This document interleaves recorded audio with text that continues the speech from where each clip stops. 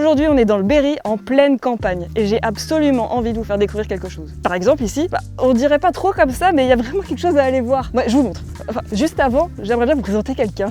Jean-André Viala, je suis l'initiateur et l'organisateur de cette manifestation qui s'appelle Allons voir, qui est un parcours d'art contemporain en Pays Fort. Il y a 7 communes et 9 lieux. C'est pas un accrochage, c'est pas un artiste qui vient avec une œuvre qu'il accroche sur un mur.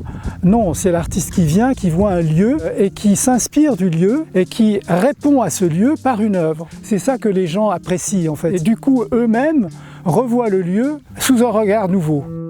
Donc là, on a vraiment un exemple d'une œuvre au cœur de la commune de Concresso, c'est ça? Oui, tout à fait. C'est une œuvre d'Élise Beaucousin. Elle a travaillé sur ce qu'elle appelle un dessin d'acier. C'est une œuvre faite par une infinité de petites épingles qu'elle a étêtées et qui sont plantées donc dans ce panneau peint.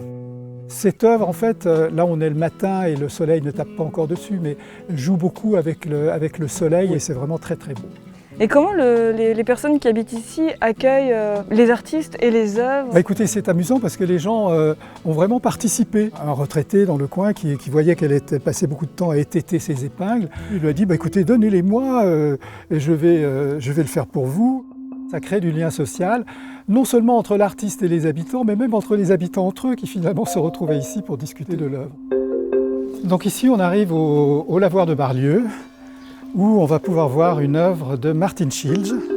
C'est une œuvre sur le thème du lavoir, en fait. Ces bandes d'aluminium représentent un peu les laits de tissu et qui sont travaillés avec des motifs qui évoquent soit, comme ici, des reflets, ou ici, c'est plutôt l'idée d'empreintes sonores des voix des femmes qui travaillaient autrefois au bord du lavoir. Les lieux nourrissent l'artiste et l'artiste va enrichir le lieu. C'est un échange. Et voilà le lavoir de Tout, qui est un lavoir abandonné, que personne ne connaissait. Et donc là, on a une œuvre miroitante de Baptiste de Bombourg, dans ce lavoir un peu abandonné. Donc il y a cet effet de contraste. Cette œuvre qui réfléchit la lumière et qui est lumineuse. Vraiment. Elle est apaisante. Et apaisante, oui. Au départ, j'hésitais à parler de ces lieux à certains artistes en me disant « oh là là, il va mal le prendre ».